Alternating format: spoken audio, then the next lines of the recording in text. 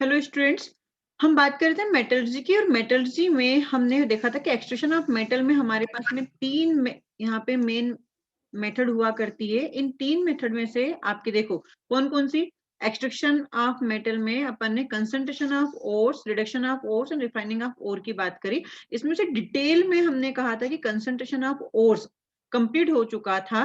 Concentration of ores के बाद में जो सेकंड मेथड होती है रिडक्शन ऑफ ओर्स, इसकी आज हम बात करने वाले हैं। रिफाइनिंग ऑफ ओर की अपन बात करने वाले हैं। अपन ने लीचिंग, बेस प्रोसेस, ये सब चीजें अपन ने देखी थी, ठीक है ना। तो देखो कंसंट्रेशन ऑफ ओर्स के बाद में अब यहाँ पे जो आपने कंसंट्रेशन ऑफ ओर्स करा, मतलब कंसंट्रेटेड ओर जब आपको मिल गया, तब कंसंट्रेटेड ओर को हम क्रूड मेटल में चेंज करते हैं via reduction of ore method से, ठीक है ना। तो आज का हमारा मेन टॉपिक क्या रहेगा? रिडक्शन ऑफ ओर वाला अपना मेन टॉपिक रहेगा। तो देखिए रिडक्शन ऑफ ओर में हमारे पास में क्या यहाँ पे होता है कि जनरली मेरे पास में रिडक्शन ऑफ ओर की अगर मैं बात करूं तो रिडक्शन ऑफ ओर में, रिडक्शन ऑफ ओर, ठीक है, रिडक्शन ऑफ ओर में क्या क्या चीजें अपने को देखने को। तो रिडक्शन ऑफ ओर्स में यहाँ पे जैसे लिखा गया है कि use to converting concentrated ore to crude metal. Reduction of ore में हम क्या करते हैं, जो कंसंट्रेटेड प्रोसेस के थ्रू हमें कंसंट्रेटेड ओर मिला था उसे हम क्रूड मेटल में चेंज करने के लिए इसका यूज करते हैं। इसमें हम बेसिकली तीन मेथड होती है। तो मेथड्स ऑफ रिडक्शन, तीन मेथड का यहाँ पे यूज किया जाता है। पहली मेथड होती है हमारी रोस्टिंग ऑफ ओर। क्या होती है? Roasting of ore. अब रोस्टिंग ऑफ ओर से यहाँ पे समझ में आता है रोस्टिंग ऑफ ओर, रोस्टिंग का मतलब क्या होता है? सिकाई करना, सेकना, है ना। तो रोस्टिंग ऑफ ओर होता है जो कि in in the presence of oxygen होगा। दूसरा हमारा होता है कैल्सिनेशन। इसे हम वन बाय वन डिटेल में देखेंगे, अभी सिर्फ मैं नाम बता रही हूँ। थर्ड मेथड होता है हमारा, जैसे पहला कौन सा होता है? Roasting of ore. दूसरा होता है कैल्सिनेशन ऑफ ओर, और तीसरा होता है स्मेल्टिंग। क्या तीनों के नाम याद हुए, है ना। अब ये हम देखेंगे कि रोस्टिंग क्या होता है, कैल्सिनेशन क्या होता है, स्मेल्टिंग क्या होती है, और इसको किस तरह से प्रोसीड किया जाता है, ठीक है ना। तो आइए बढ़ते हैं रोस्टिंग ऑफ ओर की तरफ। तो देखिए रोस्टिंग ऑफ ओर में आप क्या क्या पॉइंट्स अपने को याद रखना है। सबसे पहली जरूरी बात यह है कि ये एयर की प्रेजेंस में होता है। इसको मैंने अलग से लिख दिया है कि takes place in presence of O2, क्योंकि कैल्सिनेशन के लिए हमें O2 की एब्सेंस चाहिए होती है। इसलिए आपको ये चीज अच्छे से याद रखनी है कि रोस्टिंग ऑफ ओर्स किस में होगा? Takes place in the presence of O2। Definition की अगर मैं बात करूं तब तो क्या बोलेंगे? The process of conversion of sulphide ores, ठीक है ना। रोस्टिंग में हम क्या करते हैं? The process of conversion of sulphide ores into oxide ores. क्या मेरी बात समझ में आई? रोस्टिंग ऑफ ओर्स में डेफिनेशन में हम यहाँ पे जो लिख रहे हैं उसको ध्यान देखना कि सल्फाइड ऑफ ओर्स, जैसे जिंक सल्फाइड आ गया, ठीक है ना। तो sulphide ores into oxide ores in the presence of air is known as roasting. क्या रोस्टिंग की डेफिनेशन याद हुई? क्या है definition? The process of conversion of sulphide ores into oxide ores in the presence of air is known as roasting. फिर ये जो पूरी रोस्टिंग की प्रोसेस होती है वो एक टाइप के फर्नेस में होती है जिसे हम बोलते हैं रेब्रो रिवर बोटरी। क्या बोलते हैं? Reverberatory furnace. तो it is carried out in reverberatory furnace, ठीक है ना। एक टाइप का फर्नेस होता है जिसमें ये टेक्स प्लेस की जाती है। ये पूरी प्रोसेस इसमें होती है। इस प्रोसेस के दौरान हम जो ओर होता है उस ओर को हीट करते हैं below melting point of metal. Ore is heated below melting point of metal. Second point आपको क्या याद रखना है कि ओर को यहाँ पे हीट किया जाता है और उसको कितने टेम्परेचर पे आपको हीट करना है। तो याद ध्यान रखना है कि आपका जो मेटल का मेल्टिंग पॉइंट है उससे कम टेम्परेचर पे आपको इसे हीट करना पड़ता है। जब रोस्टिंग हो जाती है, जैसे कि आपने इस फर्नेस में रोस्टिंग कर ली उस ओर की, तो जो ओर होता है वो आपका पोरस एंड ड्राई हो जाता है। तो after roasting ores become porous and dry, ठीक है ना। तो यहाँ पे मेरे पास में ये डेफिनेशन हुई, ये एक आपकी किस फर्नेस में होती है उसका अपन ने देखा। और क्या एक करा इसमें कि melting point of metal below रखा अपन ने और ओर को अपन ने हीट किया। उसके बाद में आपका रोस्टिंग के बाद में जो आपकी ओर थी वो क्या हो गई? आपकी पोरस हो गई एंड ड्राई हो गई। ये चीज अपने को ध्यान रखनी है। एग्जाम्पल में जैसे कि जिंक सल्फाइड लिया, जिंक सल्फाइड को ऑक्सीजन की प्रेजेंस में अपन ने देखा, हीट किया तो यहाँ पे क्या हुआ, ये ZnO में चेंज हुआ। अब ये जो जिंक ऑक्साइड जो है व्हाइट कलर का है, इसे अपन ने हीट करा तो जिंक येलो में चेंज हुआ। अगर ये कूल कर देते हैं इसे तो वापस से किस में हो जाता है, जिंक ऑक्साइड में चेंज हो जाता है। तो ये आपकी पूरी प्रोसेस है आपकी किसकी, रोस्टिंग ऑफ ओर की। क्या करा था, सल्फाइड ऑफ ओर को हमें किस में चेंज करना है, ऑक्साइड ओर में। तो वही किया अपन ने कि ये सल्फाइड था और ये आपका क्या हो गया, ऑक्साइड हो गया, ये ऑक्साइड में चेंज हो गया। तो ये आपकी क्या हो गई, रोस्टिंग ऑफ ओर हो गई। क्लियर है। रोस्टिंग में ही हम एक चीज और पढ़ते हैं, self reduction reaction in roasting. क्या पढ़ते हैं, सेल्फ रिडक्शन। सेल्फ रिडक्शन से मतलब समझ में आ रहा है कि खुद का ही रिडक्शन करना है ना। The reduction in which species react with itself to form new species is known as self reduction। क्या बोला हमने, the reduction in which species react with itself to form new species is known as self reduction। जैसे कि हमारे पास में यहाँ पे copper sulphide है, इसने ऑक्सीजन के साथ में रिएक्शन करी, मतलब हम क्या करते थे, मेटल सल्फाइड की reaction in the presence of oxygen करते तो मेटल ऑक्साइड में चेंज होता था। तो ये देखो ऑक्साइड बन गया। अब ये जो मेटल ऑक्साइड है ये फिर से क्या करेगा, Cu2 एस के साथ में रिएक्शन कर लेगा, तो आपको यहाँ पे क्या मिलेगा, Cu मिल जाएगा और SO2 मिल जाएगा, मतलब ये दोनों एक साथ आपको मिलेंगे। अब एक टर्म यहाँ पे आती है blister copper.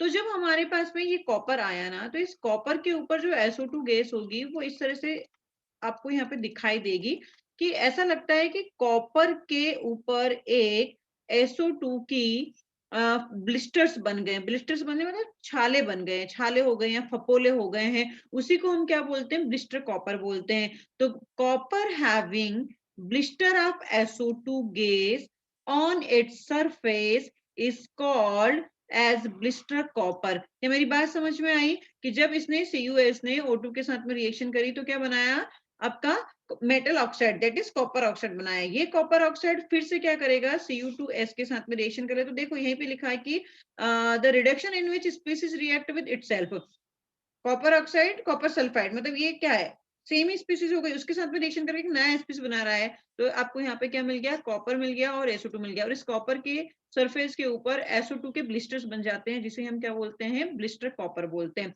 In the same manner यहाँ पे आप देख सकते हो कि HGS आया, इसने O2 के साथ में रिएक्शन करी, आपको HgO मिला, SO2 मिला। फिर ये HgO से HGS के साथ में रिएक्शन करता है, फिर से आ गया, सेल्फ है ना, तो इसने क्या कर लिया, HgO के साथ में HGS के साथ में रिएक्शन करके Hg आपको अलग से मिल गया और SO2 आपको अलग मिल गई। तो इसे ही हमने क्या बोला, self reduction reaction in roasting. तो रोस्टिंग अपना खत्म होता है, इसका नेक्स्ट प्रोसेस कौन सा था अपना, कैल्सिनेशन। तो कैल्सिनेशन की ओर बढ़ते हैं। अब बात करते हैं कैल्सिनेशन की। तो देखिए रोस्टिंग क्या करते थे, रोस्टिंग में हम ऑक्सीजन की प्रेजेंस में बात करते थे। यहाँ पे आपको ये ध्यान रखना है कि हीट करना है और को, लेकिन in the absence of oxygen. The process of heating, क्या डिफिनेशन होगी इसकी, the process of heating the ore at high temperature in absence of air is called as calcination. Roasting में क्या था, हम वहां पे भी हीट कर रहे थे, वहां पे भी हम क्या यूज कर रहे थे, जो फर्नेस यहाँ पे यूज करेंगे वो फर्नेस भी वहीं पे यूज कर रहे थे, लेकिन डिफरेंस क्या था वहां पे कि हम जो ओर्स ले रहे थे उसका मेल्टिंग पॉइंट क्या कर रहे थे, बिलो रख रहे थे, बिलो द मेटल्स, ठीक है ना। और यहाँ पे जो हीटिंग करेंगे वो क्या करें, हायर टेम्परेचर पे, और वहां पे प्रेजेंस ऑफ ऑक्सीजन थी, यहाँ पे एब्सेंस ऑफ ऑक्सीजन होगी, मतलब एयर होगी। इस प्रोसेस को हम क्या बोलते हैं, कैल्सिनेशन बोलते हैं। किसके लिए यूज की जाती है, तो used for reducing carbonate and hydroxide ores. अब यहाँ पे आपको एब्सेंस ऑफ एयर क्यों लेना पड़ा, जैसे कि आपने कैल्शियम कार्बोनेट लिया, ठीक है ना, तो अब याद रखे कि कैल्शियम कार्बोनेट है और आपका हाइड्रोक्साइड है, सपोज कि कैल्शियम हाइड्रोक्साइड है, तो इनमें ऑलरेडी क्या है, ऑक्सीजन प्रेजेंस है। आप अगर ऐसे याद रख सकते हैं कि कैल्शियम कार्बोनेट कैल्शियम हाइड्रोक्साइड में ऑलरेडी क्या है, ऑक्सीजन प्रेजेंट है, तो आपको यहाँ पे जरूरत नहीं पड़ेगी ऑक्सीजन की। लेकिन वहां पे हम क्या करते थे, जिंक सल्फाइड लेते थे, तो जिंक सल्फाइड में मुझे क्या करना पड़ता था, ऑक्सीजन नहीं था, इसलिए मुझे वहां पे क्या करना पड़ा, वहां पे मुझे यूज करना पड़ा किसका, आपका एयर का। तो दूसरी चीज ये है कि जो कैल्शियम कार्बोनेट है, तो कैल्शियम कार्बोनेट आपको क्या देंगे, कैल्शियम कार्बोनेट अपने को एक्सपेल करेंगे CO2 गैस को। और अगर मैं कैल्शियम हाइड्रोक्साइड लेती हूँ, या फिर जैसे इन शॉर्ट अगर मैं बोलूँ कि कार्बोनेट अगर लेती हूँ तो आपको CO2 गैस मिलेगी। और अगर आप किसी हाइड्रोक्साइड को लेते हो या हाइड्रेटेड सोल्ट को लेते हो तो आपको ये क्या देंगे, ये एक्सपेल करेंगे आपके वाटर को, ठीक है ना। तो दूसरी चीज यहाँ पे क्या लिखी गई है, it is carried out in reverberatory furnace.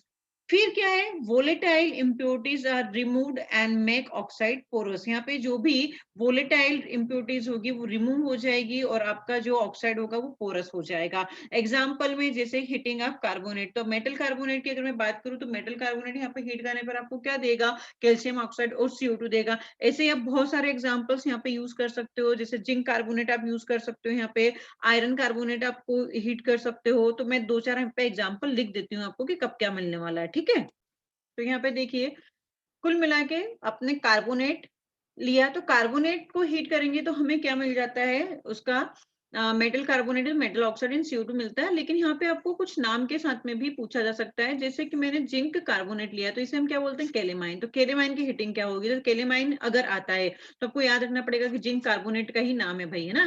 तो जिंक ऑक्साइड एंड CO2 मिल जाता है। और अगर मैं बात करूं आयरन का कार्बोनेट, तो हम इसे क्या बोलते हैं, सिडेराइड बोलते हैं। इसे हीट करेंगे तो यहाँ पे आपको या तो Fe2O3 मिलेगा या FeO मिलेगा, ठीक है ना, मेटल का ऑक्साइड और CO2 मिल जाएगा। फिर आपका कैल्शियम कार्बोनेट मैग्नीशियम कार्बोनेट, तो कॉम्बिनेशन को हम क्या बोलते हैं, डोलोमाइड बोलते हैं। इसे आप हीट करोगे तो कैल्शियम ऑक्साइड मिलेगा, मैग्नीशियम ऑक्साइड मिलेगा और CO2 मिलेगा। फिर आपने बोला था हाइड्रेटेड सॉल्ट टीए, तो यहाँ पे देखो Al2O3.XH2O, तो ये आपको क्या देगा, Al2O3 और आपका XH2O। तो यही मैंने कहा था कि अगर कार्बोनेट होंगे तो वो क्या एक्सपेल करेंगे, CO2 एक्सपेल करेंगे, और अगर आपके हाइड्रेटेड सॉल्ट होंगे तो वो आपको क्या देंगे, आपका वाटर एक्सपेल करेंगे। ये अपनी बात थी, ठीक है ना। तो आपका रोस्टिंग कंप्लीट होता है, कैल्सिनेशन कंप्लीट होता है, ठीक है ना। अब हम आगे बढ़ते हैं स्मेल्टिंग की ओर। कैल्सिनेशन के बाद में थर्ड अपना प्रोसेस क्या था, स्मेल्टिंग। मतलब हमने क्या, मेथड ऑफ रिडक्शन में 3 मेथड थे। रिकॉल करो कि अपन क्या क्या क्या पढ़ चुके हैं।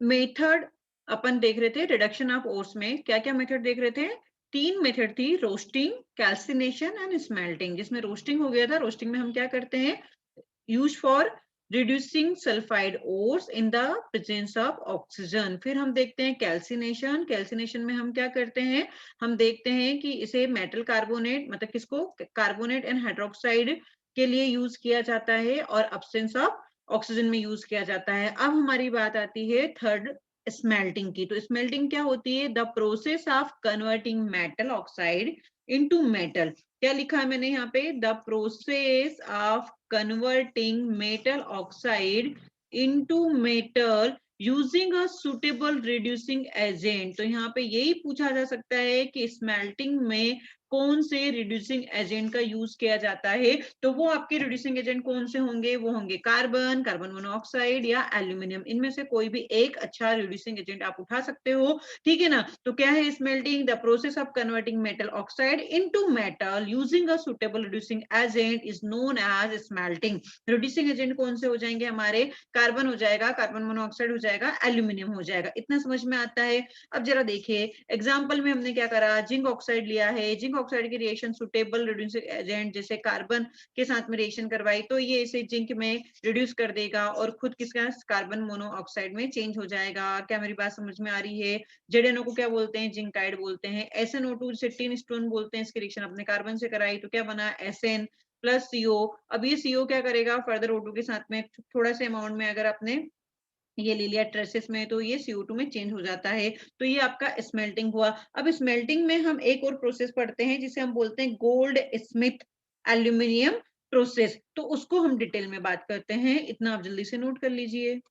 अब देखो स्मेल्टिंग कर रहे थे, स्मेल्टिंग में हम क्या कर रहे थे कि जिंक ऑक्साइड को हम चेंज किसमें कर रहे थे, सुटेबल रिड्यूसिंग एजेंट का यूज करके हम उसे मेटल में चेंज कर रहे थे।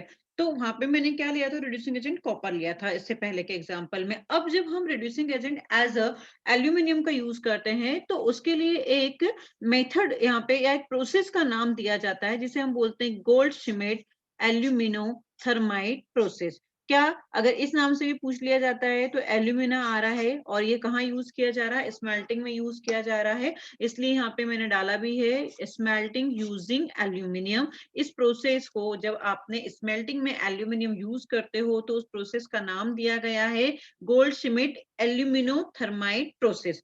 ठीक है। अब थर्माइट से यहाँ पे समझ में आ रहा है कि यहाँ पे हीट निकलेगी, ठीक है।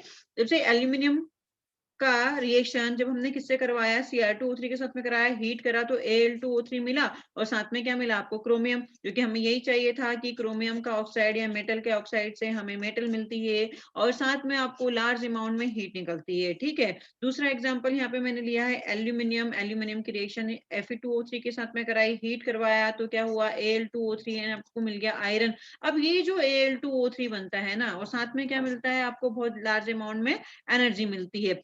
अब इस Al2O3 का जो नेचर होता है वो काफी हार्ड होता है और इसके हार्ड नेचर की वजह से ही हम रेल की पटरियों को जोड़ने में इसका यूज करते हैं। ये जो आपकी हीट निकली, इसका इस एनर्जी के फॉर्म में इसका यूज कर लेते हैं। दूसरा Al2O3 का हार्ड नेचर है, इसलिए इसका यूज किस में किया जाता है, वेल्डिंग ऑफ रेल जॉइंट्स। ठीक है ना, due to very hard nature it is used for welding of rail joints. क्या मेरी बात समझ में आ गई? यहाँ पे पूछा जा सकता है भाई, है ना, स्मेल्टिंग पे क्वेश्चन आते हैं। गोल्ड श्मिट एल्यूमिनोथर्माइड प्रोसेस से बहुत बार क्वेश्चन आए हुए हैं, इसलिए आपको इसे इग्नोर नहीं करना है।